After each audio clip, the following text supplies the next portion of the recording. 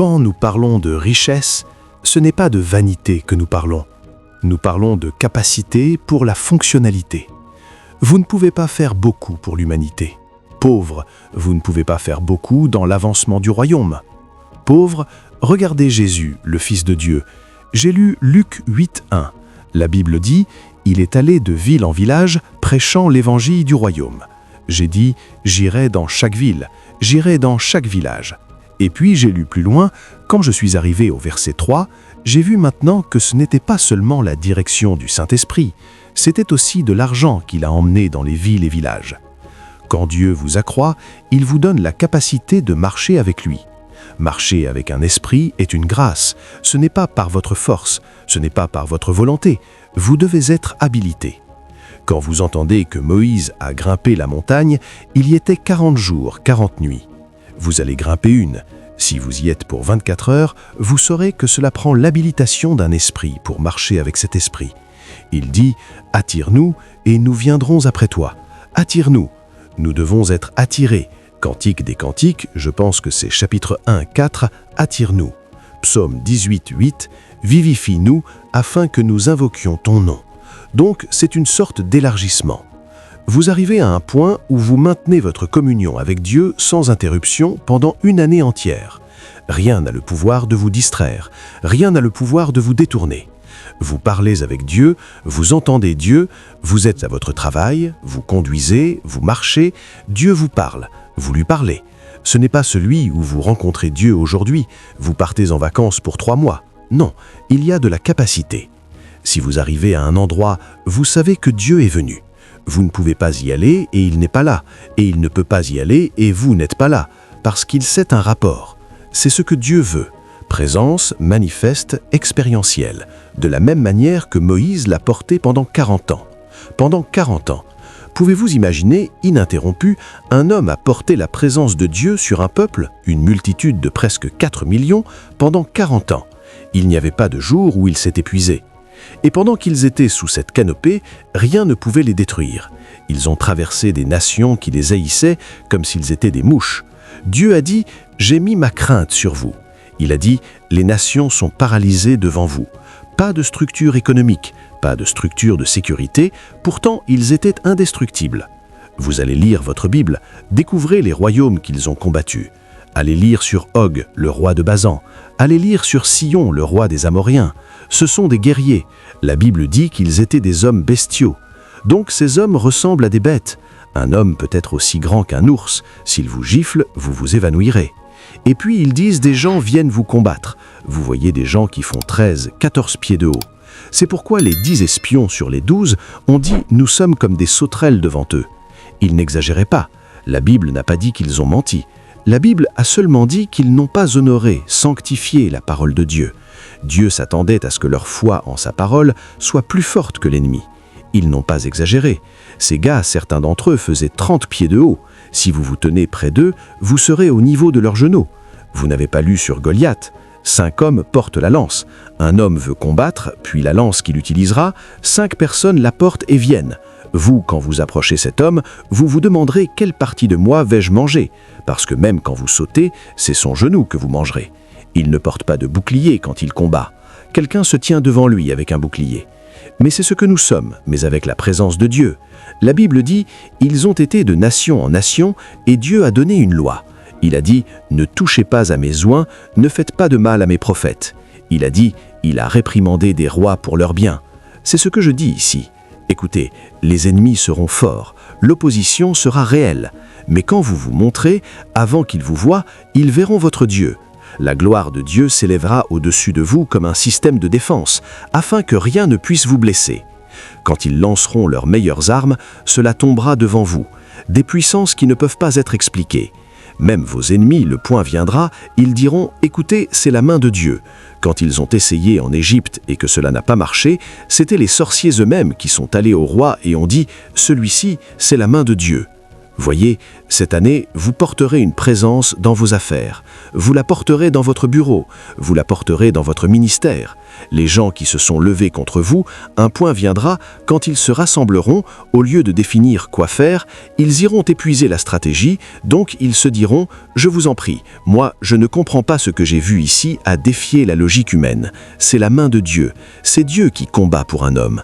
Et au nom de Jésus, pas une personne ne sera éludée, parce que quand il s'est reposé le jour de la Pentecôte, chaque tête l'a porté, et donc votre tête la portera.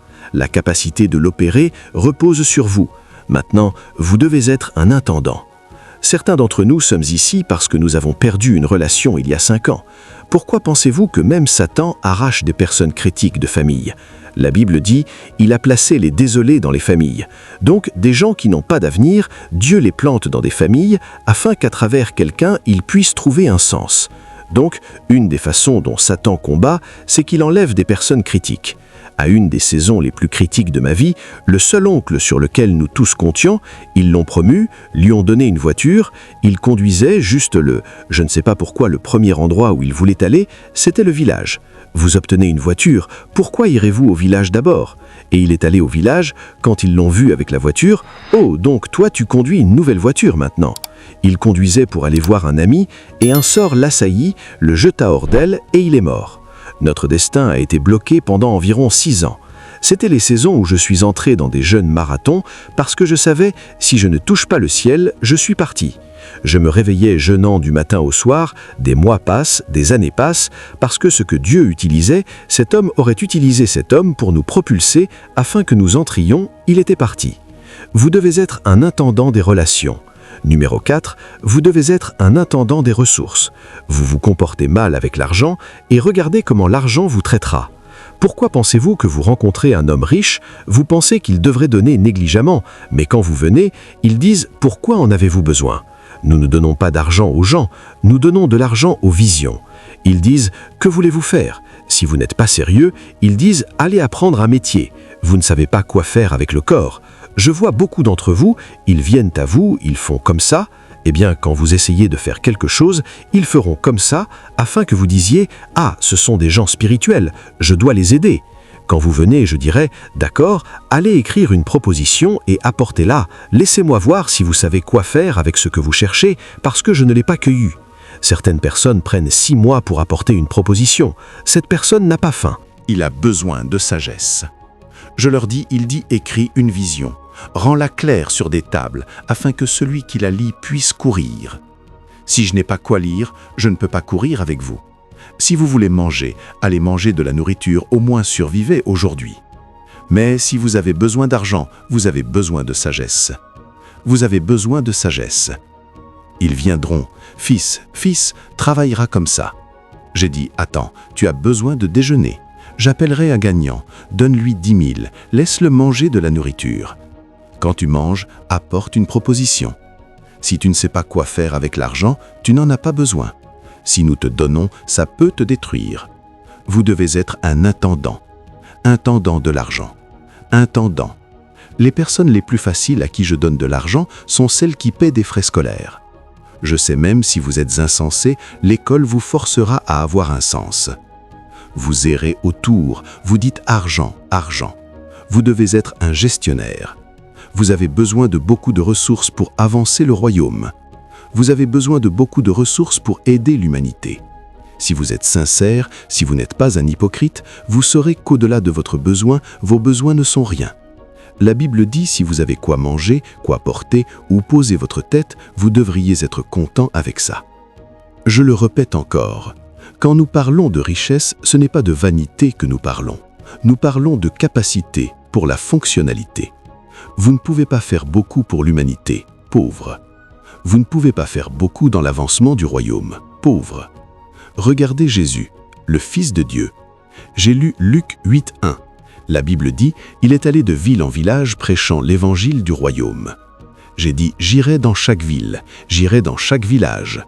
Et puis j'ai lu plus loin, quand je suis arrivé au verset 3, j'ai vu maintenant que ce n'était pas seulement la direction du Saint-Esprit, c'était aussi de l'argent qu'il a emmené dans les villes et villages. La Bible dit Joanne, la femme de Tchouza, intendant d'Hérode, Susanna et beaucoup d'autres qui lui ministraient de leurs biens. Et quoi? Beaucoup d'autres qui lui ministraient. Il avait besoin d'argent pour le faire. C'est le standard de justice, le standard de sainteté, le porteur de la vie divine, Dieu lui-même. Mais le moment où il a été revêtu d'un vaisseau humain, il avait besoin d'argent. Ne parce que vous voulez apparaître acceptable devant les gens et vous commencez à parler contre les ressources, vous en avez besoin. Un des ministères majeurs que Paul a mené était de rassembler des ressources et de les canaliser vers différentes églises. Allez lire sur Paul. Paul ne prêchait pas seulement. Paul enseignait aux gens la foi pour les ressources et il recevait des donations. Recevait des ressources de centres distants et les redistribuait afin que chaque église ait de l'argent. Parce que Paul savait que vous aviez besoin au-delà de la prière pour avancer le royaume. Vous sortez et voyez les besoins. Nous sommes allés prêcher à Mangou. Nous sommes rentrés il y a 2 jours. Des milliers ont donné leur vie à Christ. En fait, la dernière nuit, plus de 3000 ont répondu à l'appel à l'autel. Quand nous avons fini, j'ai dit 7 heures, nous partons d'ici. Si vous êtes veuve, rassemblez-vous. Nous avons du riz pour vous. J'ai pensé parce que j'ai dit 7, avant que certains se réveillent, nous aurions donné aux quelques et parti. Quand nous sommes venus à 7, l'indignation des veuves est devenue une mini-croisade. 700. Quand j'ai vu les 40 sacs de riz et l'huile que nous avons achetés, j'avais même honte. Donc quand je suis venu, je leur ai prêché Jésus. Je savais si c'est ce riz, j'ai gaspillé leur temps. Le volume de veuves qui est sorti. Elles avaient Jésus, elles ont vu des miracles, mais elles avaient besoin de nourriture. Celle-là n'est pas prière, c'est argent. Vous ne pouvez pas aider l'humanité si vous n'êtes pas financièrement habilité. Il y a une dimension du royaume que vous ne pouvez pas faire. Savez-vous qu'il y a beaucoup d'autres prédicateurs qui portent plus d'onction de guérison, plus de passion pour les âmes et peuvent prêcher l'évangile plus clairement que certains d'entre nous, mais ils n'ont pas les ressources. Donc quand Dieu vous élargit vraiment, il devra d'abord élargir votre capacité, afin que tout ce que votre esprit porte, votre âme puisse le manifester. Des domaines où si la capacité n'est pas développée, l'augmentation peut être en vue. Nous avons des gens qui n'aiment pas Dieu, mais ils espèrent devenir grands par Dieu. Ça ne marche pas comme ça. Maintenant, quand vous aimez Dieu, alors l'augmentation est confiée. Jean 21, versets 15 à 17, Dieu voulait augmenter quelqu'un, regardez les critères qu'il cherchait. Il a dit, quand ils avaient dîné, Jésus a dit à Simon-Pierre, « Simon, fils de Jonas, m'aimes-tu plus que ceux-ci » Il y avait un disciple que Jésus aimait. Mais Jésus t'aime n'est pas la raison majeure pour l'augmentation. Ça peut la faciliter. La question est, m'aimes-tu ? Pierre a dit, « Seigneur, tu sais que je t'aime. » Quelle était la réponse suivante ? « Garde mes agneaux. » Donc le gars qui m'aime est celui à qui je confie l'autorité. C'est celui à qui je confie les ressources. C'est celui à qui je confie la domination. Il est allé plus loin et a demandé encore. Il lui a dit encore la 2e fois, « Simon, fils de Jonas, m'aimes-tu » Pierre était affligé et il lui a dit la 3e fois qu'il lui a dit la 3e fois et il lui a dit, « Seigneur, tu sais toutes choses, tu sais que je t'aime. » Et Jésus a dit, « Nourris, pas juste garde, pas juste dirige, nourris. Nourris mes brebis. » Vous cherchez l'élargissement, mais votre cœur est éloigné de Dieu. La capacité est critique. Donc un domaine majeur de développement de capacité est aimer Dieu. Il y a des gens qui ne peuvent pas rester dans la présence de Dieu pendant 30 minutes. Il y a des gens qui ne peuvent pas donner à Dieu quoi que ce soit de raisonnable. C'est le temps de donner et impressionner le sexe opposé, ils vont au meilleur restaurant, ils étalent l'argent autour. Mais quand c'est le temps de donner à Dieu, ils peuvent servir n'importe qui et n'importe quoi. Mais quand vous dites « servez Dieu », ça devient un problème. Vous regardez du football. Quand il marque, votre équipe marque, vous sautez, vous criez, vous serrez des étrangers aux abras. Mais quand vous venez à l'église, ils disent « louons Dieu ». Voyez, quand nous avons des ressources, il y a du repos aussi. La dernière croisade où nous sommes allés, ils ont dit « nous avons besoin de haut-parleurs. Nous avons besoin comme 10 haut-parleurs de plus. » J'ai dit « combien ?» Ils disent « nous avons besoin de tréteaux. » Nous avons besoin de lumière. Combien ? Personne ne dit « oh Dieu !» Voyons quoi ? Combien ? Combien ? Voyez, nous avons besoin de temps pour prier. Nous faisons confiance à Dieu pour toucher des âmes. Mais de quoi discutez-vous ici ? Ils disent 40 millions, ils disent 25 millions. Envoyez-le, envoyez-le, envoyez-le. J'aime ce royaume. Ce que je dis maintenant, pour certains d'entre vous, ça ressemble à une blague. Et, donnez-vous du temps. Certains d'entre vous, avant juin, au moins, vous sponsoriserez une croisade. Et certains d'entre vous, dans les 2 prochaines années, vous sponsoriserez des croisades pour une année entière. Je vous le dis, c'est le royaume. Donc pendant que vous êtes occupés sous le bateau, faisant votre ingénierie marine, la croisade se passe, vous êtes partis de elle. Pendant que vous faites des affaires sur le marché boursier, des églises où les gens prient, dans 20 églises, vous l'avez construit. Et ce n'est pas juste dans l'église. Vous construisez des orphelinats, vous construisez des systèmes pour le leadership, transformation, mentale, c'est ce que Dieu veut faire. Il substitue des clubs avec des instituts transformationnels. Vous transformez des terres désolées en compagnie. Vous transformez des territoires sombres en citadelles d'opérations divines, parce que vous aviez la capacité. Quelqu'un devrait pouvoir se lever et dire « Vous parliez de missionnaires, je veux en sponsoriser 5 ». Ce n'est pas non, vous signez un chèque pour 1 an. Après 1 an, rappelez-moi, je suis un peu occupé, donc au cas où je ne suis pas là, je ne sais pas si vous comprenez de quoi je parle ici. Et vous le ferez cette année, vous le ferez parce que la grâce a été fournie. C'est pourquoi nous parlons ressources, influence et autorité. C'est une voix qui peut façonner des décisions. Quand vous parlez sur la force de ce que vous dites, vous pouvez altérer les décisions des gens, idéologie, philosophie, et ils peuvent modeler leurs pensées après vos idéologies, parce que vous avez de l'influence. Ça parle de crédibilité, que tout ce que vous endossez sans aucune référence croisée, les gens le prennent tel quel, et donc vos mots deviennent validation. Vous êtes comme un agent d'assurance qualité. Ça parle de leadership. Les gens sont maintenant prêts à vous suivre. Ils voient leur avenir en vous. Dans ta lumière, nous avons vu la lumière. Imaginez, quelqu'un vous combat. Il va rêver, et puis il voit une lance sur sa tête. Tu meurs dans 2 jours. Il pense que c'est une blague. Il dort le jour suivant, il voit la même. Tu mourras demain. Il pense que c'est une blague. Il revient. Quelqu'un est coupé. Quand ils viennent à votre bureau et vous regardent comme ça, faites comme ça. Des choses nous combattrons pour vous cette année, que même vous n'êtes pas conscient. Puis-je vous dire quelque chose? Une puissance viendra sur certains d'entre vous. Chaque jour, vous prierez pendant des heures. Ça n'affectera pas vos affaires, ça n'affectera pas votre sommeil, mais vous serez juste là. Une puissance viendra sur vous. Certains d'entre vous jeûneront pendant des mois. Vous marcherez encore fort, vif, mais il y a une faim, un appétit, éveillé pour le présent. Je sais quand cette chose est venue sur moi il y a quelques années, j'ai jeûné comme une machine. Pas de discipline. Il y avait de la faim. C'était comme un tabou de manger. Vous vous réveillez, vous pouviez entrer dans votre chambre pour 2 semaines, vous priez et vous ne sentez pas le temps s'arrêter. Et puis des choses montent de votre esprit. Grâce pour l'intimité, endurance pour accéder. Accéder. Vous ne priez pas juste sous un ciel fermé. Le moment où vous fermez vos yeux, vous dites « Père », l'inspiration vient. Des anges apparaissent parce que les royaumes se sont ouverts. C'est l'élargissement dans les royaumes de l'esprit. Asseyez-vous un moment. Que Dieu vous bénisse. Donc regardons le dernier point qui est la capacité, et c'est ce que je touche ce soir. Je l'expliquerai pendant 20 minutes, et puis nous fermons. Le dernier domaine d'élargissement, qui est le premier avec lequel nous traiterons, est le domaine de la capacité. Quand Dieu veut vous élargir, il n'augmente pas juste vos territoires, il n'augmente pas juste votre autorité et influence, il ne vous augmente pas juste en richesse et ressources, il ne vous augmente pas juste dans le domaine d'intimité, et il ne vous augmente pas juste dans le domaine d'impact ou de fécondité. Il augmente aussi votre capacité, parce qu'il ne déverse pas des choses sur vous. Le plan de Dieu est pour vous d'être comme lui, son image miroir. Dans Genèse 1, 26, il a dit « Faisons l'homme à notre image, selon notre ressemblance, puis qu'il domine ». Donc le premier point d'augmentation est dans votre élargissement de capacité jusqu'à ce que par expérience vous deveniez comme Dieu.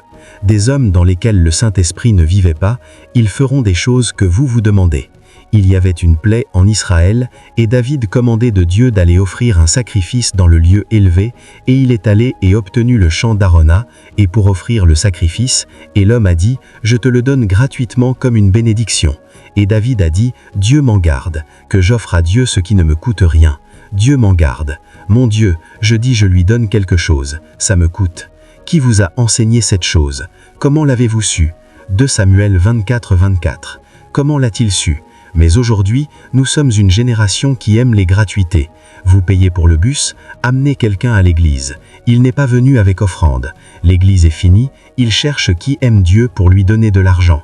et puis il entrera dans le bus et rentrait chez lui. Certaines personnes, ce qu'elles font à l'église, c'est qu'elles regardent les gens qui prient. Oh, ouais, cette personne aime Dieu. Elle, quand les gens donnent l'offrande, elle regarde les gens qui donnent quelque chose de raisonnable. Quand l'église est finie, elles viendront maintenant comme ça. Bien fait, monsieur. Bien fait, monsieur. Vous ne savez pas ce que vous faites. Vous tirez votre avenir. Cette chose que vous jouez deviendra votre réalité. S'il vous plaît, aidez-moi. La façon dont ils le diront, aidez-moi. Si vous ne le faites pas, vous ne dormirez pas pendant 3 jours. Ils le diront d'une façon que votre conscience vous combattra. Maintenant, il y a des gens qui ont besoin d'aide véritable, discernement. Mais il y en a d'autres qui sont des criminels. Ils sont assis à l'église, ils regardent, les gens louent en Dieu, les yeux bougent comme des phares roulants.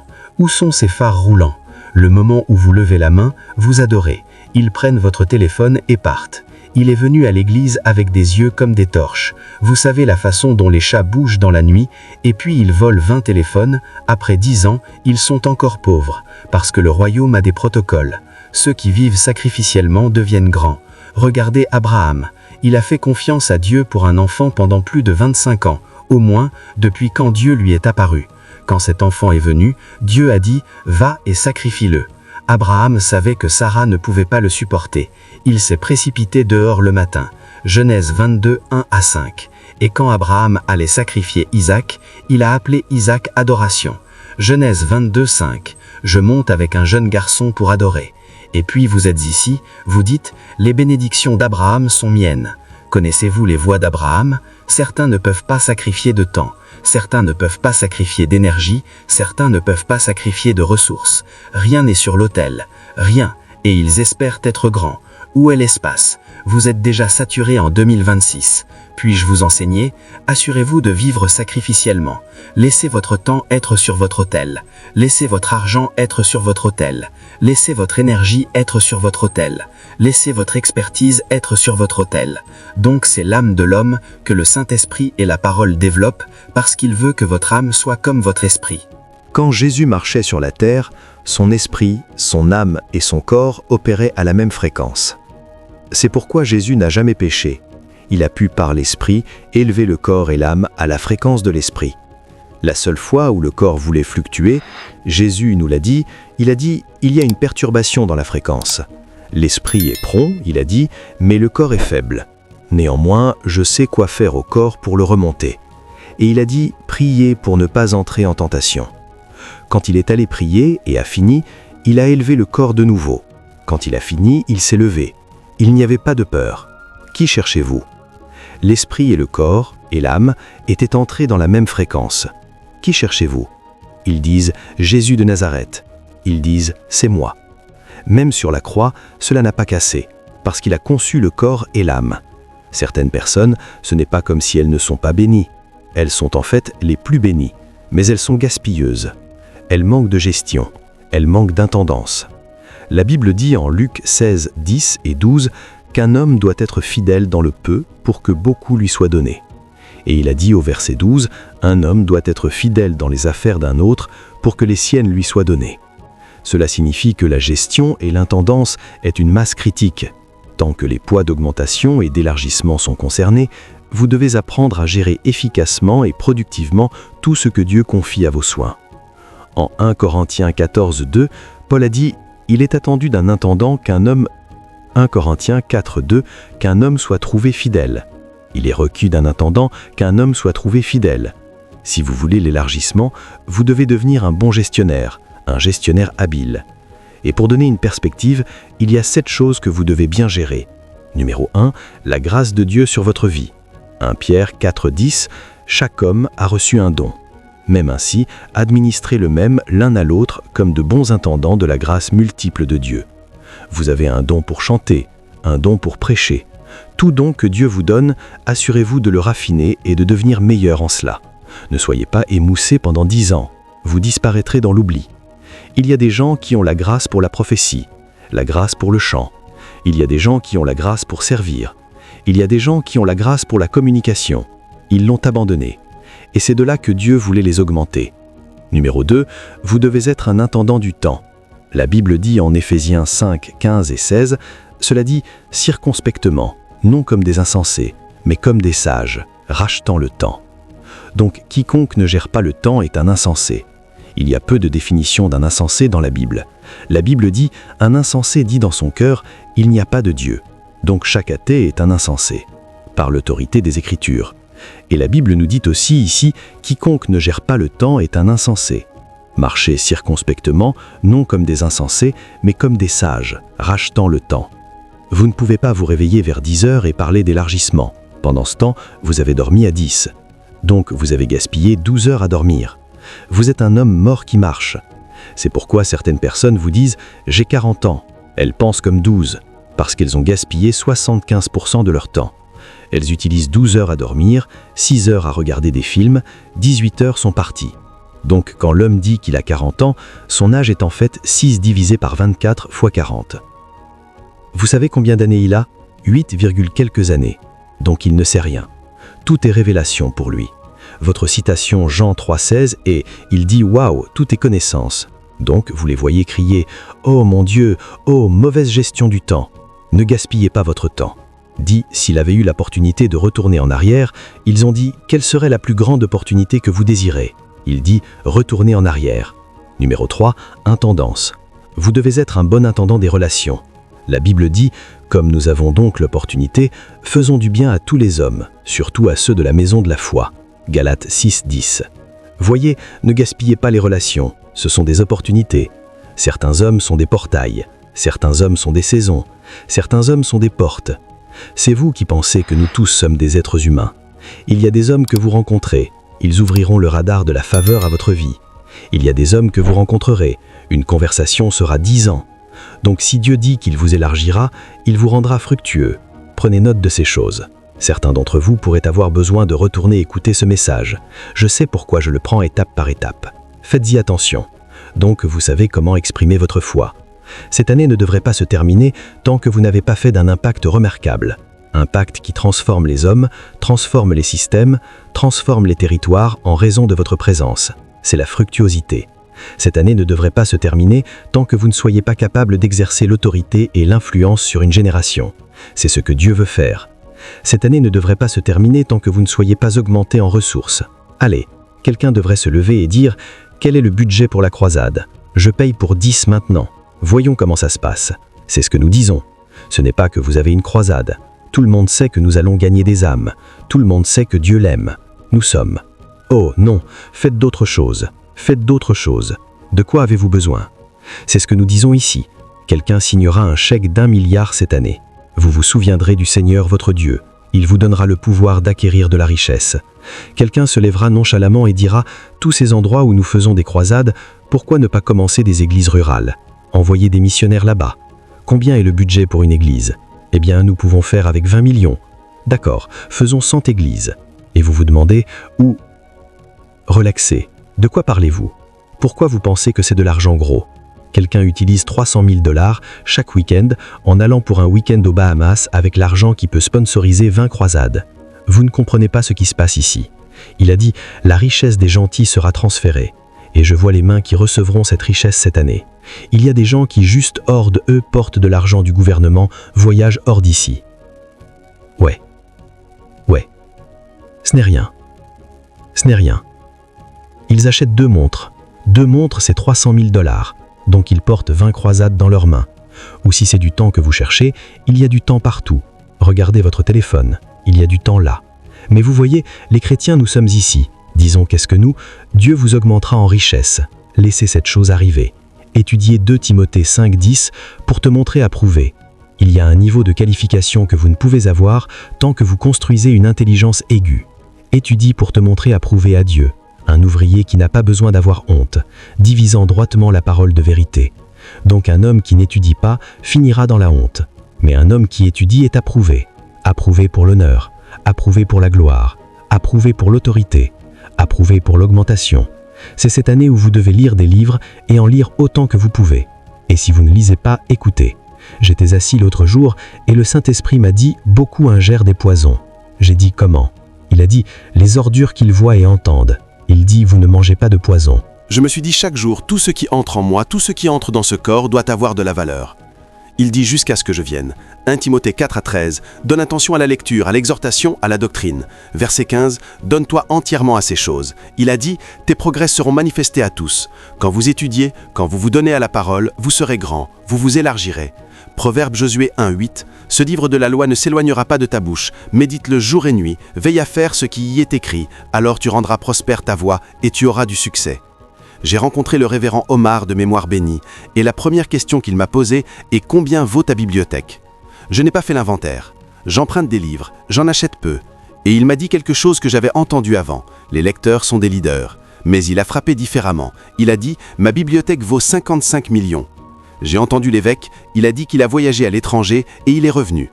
La femme a couru dehors, qu'as-tu apporté ? Il dit dans le coffre. Elle a couru avec joie, c'était plein de livres, il n'y a pas d'espace pour acheter du pain.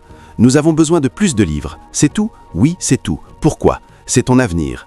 Certaines personnes n'ont pas lu un livre en 2025 et elles n'ont pas écouté un message complet en faisant attention en 2025.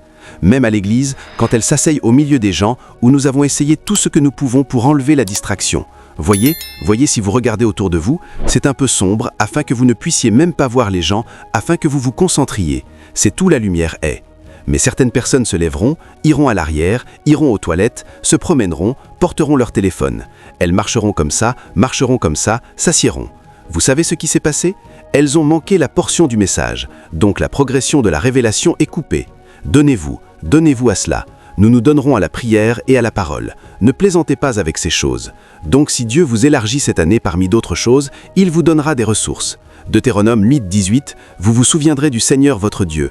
Il vous donnera le pouvoir d'acquérir de la richesse pour établir son alliance. Le mot pouvoir d'acquérir de la richesse ici, laissez-moi ne pesantrer dans la théologie. Prenez le juste, c'est clair. Il vous donne le pouvoir d'acquérir de la richesse pour faire quoi ? Établir. Il n'a pas dit prier pour établir son alliance. C'est une partie de cela. Mais il y a une dimension de l'alliance qui requerra une richesse puissante pour le faire. Philippiens 4, vous lisez du verset 15 à 19. Paul a dit, au commencement de l'Évangile, « Aucune église ne m'a communiqué concernant donner et recevoir, mais vous seulement. » Verset 19, cette église, Paul a dit, « Mon Dieu pourvoira à tous vos besoins, selon ses richesses en gloire par Christ Jésus. » Donc vous en avez besoin. Ne le poursuivez pas. Ne le rendez pas une priorité, mais ne fermez pas votre cœur contre cela. Sinon, vous avez beaucoup de visions non accomplies jusqu'au jour où vous quittez ce monde. Louez Dieu. Numéro 4, fécondité ou impact. J'ai dû prendre du temps pour séparer la richesse et les ressources. De la fécondité, parce que la fécondité n'est pas nécessairement la richesse. Parce que Dieu a créé Adam, l'a mis dans un jardin où tout ce dont il avait besoin était présent, pourtant Dieu a dit « Soyez féconds ». Donc la fécondité n'est pas nécessairement de l'argent. La fécondité est l'impact du royaume, votre capacité à produire un impact indéniable qui apporte la gloire à Dieu. Soyez féconds.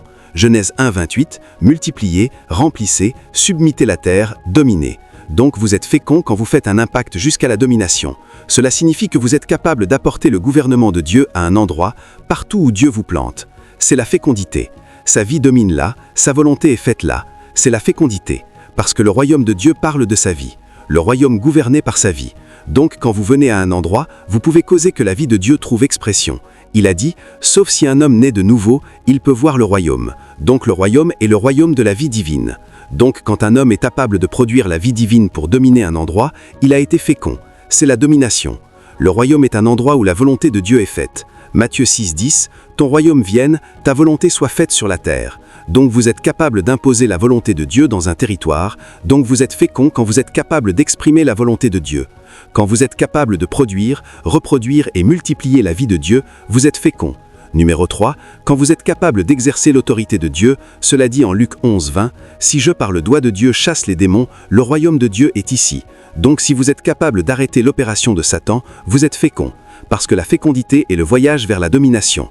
Quand vous êtes fécond, vous multipliez, vous l'emplissez, vous submettez, vous dominez. C'est le gouvernement, le royaume de Dieu.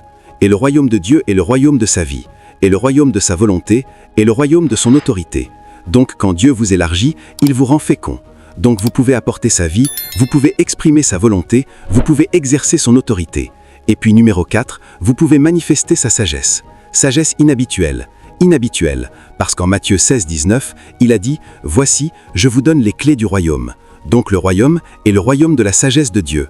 Donc vous êtes capable de produire de la sagesse pour des inventions ingénieuses, sagesse pour le leadership, sagesse qui change l'ordre des choses jusqu'à ce que des dimensions du ciel soient produites. Donc si vous venez à un endroit, vous pouvez engendrer la transformation, vous avez une sagesse suffisante pour le faire.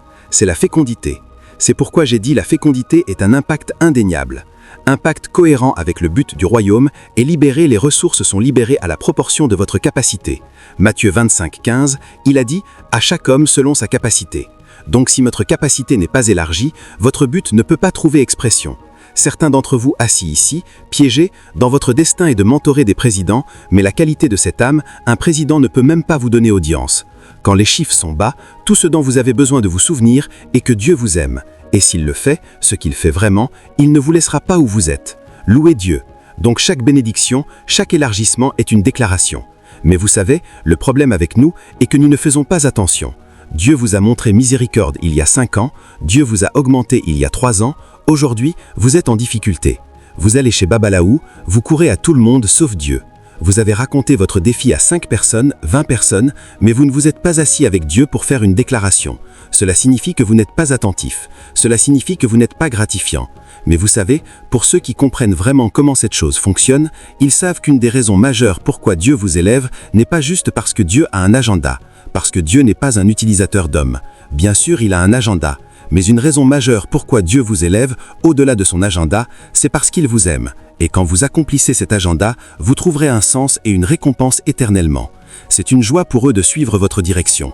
C'est l'influence. Donc quand nous disons influence, nous ne parlons pas de popularité. Vous pouvez être populaire et non influent. Donc quand Dieu vous élargit et vous donne de l'influence et de l'autorité, si pas nécessairement de la popularité, vous pouvez être populaire mais vous ne formez pas d'opinion. Vous ne formez pas de décision. Vous pouvez être populaire et vous n'êtes pas crédible. Vous parlez, les gens ne le prennent toujours pas. Mais quand Dieu vous élargit et vous donne de l'autorité et de l'influence, vous voyez que votre voix formera des décisions, formera des opinions, formera des idéologies et des philosophies. Vous verrez que vous commanderez le leadership, vous verrez que vous aurez de la crédibilité et sur la force de votre approbation, les gens peuvent se tenir là même si leurs vies sont demandées. C'est l'élargissement et Dieu le donne aux gens. Louez Dieu. Vous regardez Daniel 6.3, la Bible dit le roi pensa faire de Daniel président de tous les royaumes. Soyez un intendant. Je n'ai pas le temps. Donc, capacité dans le domaine de quoi? Intendance et gestion. Notre temps est parti. Je listerai le reste. Allez le lire. Vous deux avez le Saint-Esprit. Vous avez une Bible. Donc mettez les deux ensemble et développez le reste. Numéro 4 est capacité pour la prière. L'apôtre a dit en Acte 6.4, « Ce n'est pas convenable pour nous de nous donner aux tables. Nous nous donnerons à la prière et au ministère de la parole. » Pas étonnant qu'il soit devenu grand. Des pécheurs ont secoué le monde. Il y a quelque chose à propos de la prière. Quand vous priez, vous développez de l'endurance pour affronter les tempêtes. En Luc 18.1, cela dit les hommes doivent toujours prier et ne pas défaillir. Donc, quelle que soit l'opposition qui vient contre vous, vous tiendrez. Numéro 2, quand vous priez, vous gagnerez accès à une sagesse qui est inhabituelle. Jérémie 33.3. Invoque-moi, je répondrai et je te montrerai de grandes et puissantes choses que tu ne connais pas. Numéro 3, quand vous priez, vous entrez dans un avantage que les autres ne peuvent pas entrer. Ésaïe 40.31, ceux qui s'attendent à l'Éternel renouvellent leur force. Ils s'élèvent avec des ailes comme des aigles. Il a dit quand ils marchent, ils ne défaillent pas. Quand ils courent, ils ne se fatiguent pas. Si vous voulez vraiment être élargi, donnez-vous à la prière. Il y a un avantage que les hommes ordinaires ne peuvent pas trouver. Il y a des secrets qui ne sont pas disponibles aux yeux communs, et il y a une force dont vous avez besoin dans la bataille. Vous ne les achetez pas, vous les engagez sur l'autel. Vous avez besoin de capacité. Ce n'est pas une autre année où 3 semaines passent, vous n'avez pas prié. Des choses vous arrivent, vous tombez à tout. Non. Un homme qui devient grand n'a pas le luxe de tomber et se relever, parce qu'il y a une exigence de consistance. Il a besoin de se tenir pour construire sur des précédents qu'il a soit établis ou que quelqu'un d'autre a établis. Vous ne pouvez pas recommencer tout le temps. Vous avez besoin de force pour vous tenir, affronter certaines tempêtes, et vous ne pouvez pas opérer à une connaissance commune que tout le monde a. Vous avez besoin d'aller haut et voir ce que les yeux ne voient pas, ce que seul l'esprit sait et commet à ceux qui sont ses intimes. Il dit « n'ont pas vu, les oreilles n'ont pas entendu, ni n'est monté au cœur de l'homme les choses que Dieu a pour ceux qui l'aiment. » Donc il y a des choses qui sont pour nous, mais nous devons monter soit, monter en prière, monter. Aucun élargissement authentique où il n'y a pas d'amour. Maintenant, qu'est-ce que l'amour pour les hommes? Galates 5, 22-23. La Bible l'appelle le fruit de l'esprit. Il a dit « mais le fruit de l'esprit ». Il n'a pas dit « les fruits ». Le fruit est un fruit se manifestant en 8 affluents. Le fruit de l'esprit est l'amour. Maintenant, qu'est-ce que l'amour? Joie, paix, longanimité, douceur, bonté, foi. Verset suivant, mansuétude, tempérance. Contre cela, il n'y a pas de loi. Donc, quand vous aimez les gens, vous êtes doux envers eux. Vous êtes patient avec eux. Vous êtes fidèle dans vos traitements avec eux. Vous ne trahissez pas. Vous ne décevez pas. Et quand vous allez à 1 Corinthiens 13 du verset 5 à 13, ces mêmes qualités et beaucoup plus sont énumérées.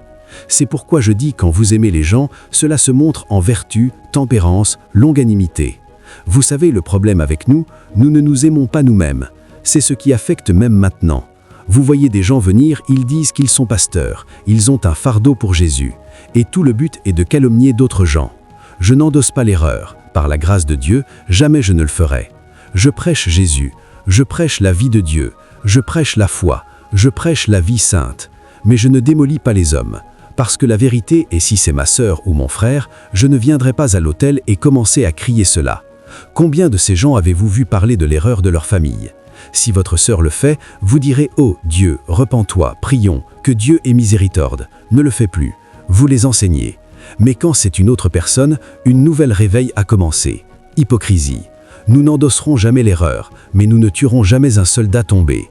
Nous prierons pour que Dieu vous aide. Et parce que vous l'avez fait en public, nous pouvons dire aux gens de prendre caution, mais nous ne vous démolirons jamais. Notre but n'est pas de vous voir détruire. Vous voulez élargissement. Le développement de capacité commencera de l'amour. Certains d'entre vous qui n'ont pas de patience avec quiconque, vous n'êtes pas doux. Vous parlez aux gens, c'est comme une flèche.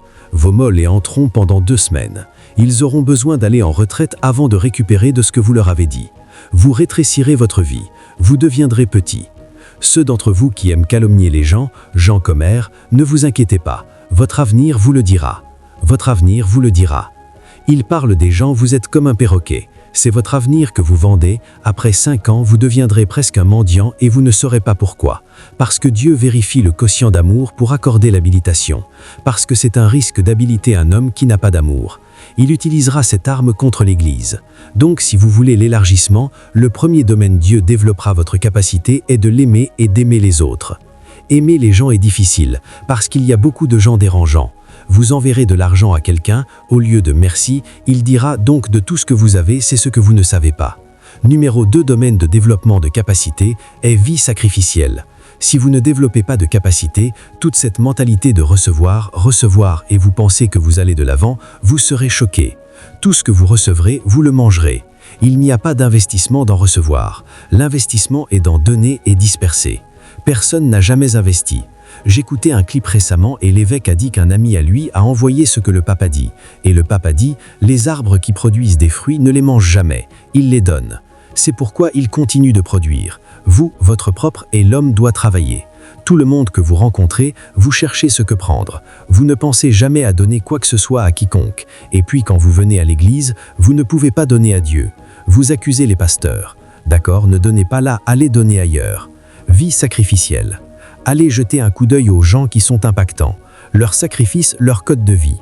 Capacité mentale, visionnaire, en vous tenant sur votre garde, en prière, en étude et tirant des mentors. Un pasteur a dit « Ils ont été à Tulsa, je pense que c'était en 1978. Ils ne savaient pas qu'ils pouvaient juste prier pour les malades à volonté et ils étaient guéris, jusqu'à ce qu'ils voient Kenneth. Il a fini d'enseigner, commencé à se lever. Il a dit « Qu'est-ce qui se passe ici ?» Et il est allé vers lui. Il a dit « Tout ce que vous avez, je le veux. » Quand il l'a vu, il savait que c'était possible. Il est revenu et est devenu un patriarche. Numéro 3 sur ce que je n'ai pas fait. Numéro 2, capacité pour la vie sainte. Ne laissez pas la corruption de ce monde vous noyer. La Bible dit cette grande femme Jézabel, il a dit elle s'est assise sur beaucoup d'eau et dit ces eaux sont les nations et les rois de la terre. Quand vous voyez l'idolâtrie, l'immoralité, le mensonge, ce sont des rivières de séduction. Des princes démoniaques s'assiedent dessus. Ne laissez pas cela vous noyer.